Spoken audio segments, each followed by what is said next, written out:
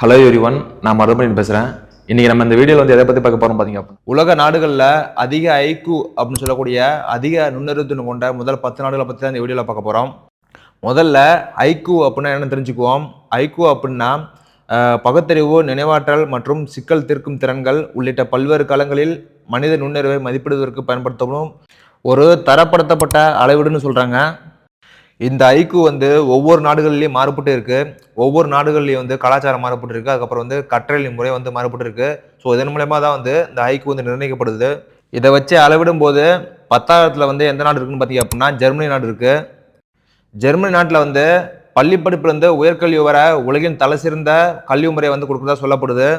Germany நாடு போதுமான உயர்தர ஊட்டச்சத்து வாழ்க்கை முறையையும் அதுக்கப்புறம் உலகின் தலை சிறந்த மருத்துவ வசதியையும் கொண்டிருக்கிறதா சொல்லப்படுது.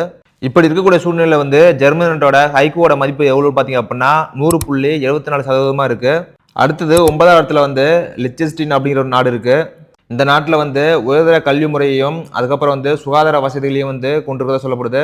அதுக்கப்புறம் கலாச்சார முறையும் அதுக்கப்புறம் அறிவுசார்ந்த கற்றலுக்கும் வழிவகுக்கிறதா சொல்லப்படுது. இப்படி இருக்கக்கூடிய சூழ்நிலை லிச்சன்ஸ்டைன் அப்படிங்கிற நாட்டில் 101.07% இருக்கு. அடுத்தது 8வது இடத்துல ஃபின்லாந்து அப்படின்னு நாடு இருக்கு. இந்த நாட்டில் இருக்க மக்களுக்கு அதிக உற்பத்தி திறன் கொண்ட தொழிலாளர்களை மாற்றுறதுக்கு வலுவான கல்வி கொடுக்கப்படுறதா சொல்லப்படுது. இப்படி இருக்கக்கூடிய சூழ்நிலை ஃபின்லாந்தோட ஐக்யூவோட மதிப்பு எவ்வளவா இருக்குன்னு பார்த்தீங்க அப்படின்னா 101.2% இருக்கு.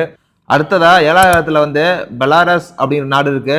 இந்த நாட்டில் கல்விக்கு அதிக முக்கியத்துவம் கொடுக்கறதா சொல்லப்படுது. அதுக்கப்புறம் கணிதம், அறிவியல், அதுக்கப்புறம் விமர்சன சிந்தனை திறன்களுக்கு அதிக முக்கியத்துவம் கொடுக்கறது சொல்லப்படுது. இப்படி இருக்கக்கூடிய பெலாரஸ் நாட்டோட ஐக்யூ மதிப்பு எவ்வளவா இருக்குன்னு பார்த்தீங்க அப்படின்னா 101.6% இருக்கு. அதுக்கப்புறம் 6வது இடத்துல சவுத் கொரியா நாடு இருக்கு. சவுத் கொரியா நாட்டில் இருக்கக்கூடிய மக்களுக்கு கல்விக்கு அதிக முக்கியத்துவம் கொடுக்கறதா சொல்லப்படுது. இங்க இருக்கக்கூடிய மக்களுக்கு தரமான அறிவியல் சார்ந்த சிந்தனைகளை சிந்திக்கிறது கல்வி முறையின் மூலியமா கற்பிக்கப்படுறதா சொல்லப்படுது. அப்படி இருக்கக்கூடிய சூழ்நிலை சவுத் கொரியாவோட ஐக்யூ மதிப்பு எவ்வளவா இருக்கும் பார்த்தீங்க அப்படின்னா 102.35% இருக்கு. 5வது இடத்துல சைனா நாடு இருக்கு. சைனா நாடு உலக பொருளாதாரங்களில் நம்பர் 1 இருக்கு. இப்படி இருக்கிறது காரணம் அந்த நாட்டோட கல்வி முறை சொல்றாங்க. அந்த நாட்டோட ஐக்யூ மதிப்பு எவ்வளவா இருக்கும் பார்த்தீங்க அப்படின்னா 104.1% இருக்கு. 4வது இடத்துல ஹாங்காங் நாடு இருக்கு. ஹாங்காங் நாட்டோட கல்வி முறை உலகின் தலை சிறந்த கல்வி முறைன்னு சொல்றாங்க. இந்த நாட்டில் தான் உலகின் தலை சிறந்த பல்கலைக்கழகங்கள்லாம் இருக்கதா சொல்லப்படுது. ஸோ இதன் மூலிமா உலகின் தலை சிறந்த கற்றல் மையமாக ஹாங்காங் நாடு இருக்கு. ஹாங்காங் நாட்டோட உயர் நுண்ணறிவுக்கு காரணம் என்னன்னு சொல்றாங்கன்னு பார்த்தீங்க அப்படின்னா அவங்க அவங்களோட உணவுப் பொருளில் அயோடின் அதிகமாக சேர்த்துக்கிறதா சொல்லப்படுது. அயோடின் எதற்காக உணவுல சேர்த்துக்கிறான்னு பார்த்தீங்க அப்படின்னா அயோடின் மனத்திறனை வளர்க்குறதுக்கு முக்கிய பங்கு வகிக்கிறதா சொல்லப்படுது. ஸோ அதனால் அவங்களுடைய உணவு முறையில் அயோடினை அதிகமாக சேர்த்துக்கிறதா ஆய்வுகள் மூலிமா தெரிய வருது. ஹாங்காங் நாட்டில் ஐக்யூவோட மதிப்பு எவ்வளவா இருக்குன்னு பார்த்தீங்க அப்படின்னா 105.37% இருக்கு. அடுத்தது முதல் 3 இடங்களை பார்க்கறது முன்னாடி நம்ம இந்திய நாட்டோட ஐக்யூவோட மதிப்பு எவ்வளவா இருக்குன்னு பார்ப்போம். நம்ம இந்திய நாட்டோட ஐக்யூவோட மதிப்பு எவ்வளவா இருக்குன்னு பார்த்தீங்க அப்படின்னா 76.2% இருக்கு. இப்படி இருக்கக்கூடிய சூழ்நிலை இந்தியா எத்தனை இடத்துல இருக்குன்னு பார்த்தீங்க அப்படின்னா 143வது இடத்துல இருக்கிறதா சொல்லப்படுது. இந்த தரவரிசையில் ஆசிய நாடுகள் தான் அதிகமான இடங்களை பிடிச்சிருக்கதா சொல்லப்படுது. அமெரிக்கா, கனடா போன்ற நாடுகள்லாம் இடம் பிடிக்கல. அடுத்ததா 3வது இடத்துல சிங்கப்பூர் நாடு இருக்கு. இந்த சிங்கப்பூர் நாட்டில் தரமான கல்வி முறையை கொடுக்கறதா சொல்லப்படுது. விமர்சன சிந்தனை மற்றும் பகுத்தறிவு திறன்களை அதிக கவனம் செலுத்தக்கூடிய வலுவான கல்வி முறையை கொடுக்கறதா சொல்லப்படுது.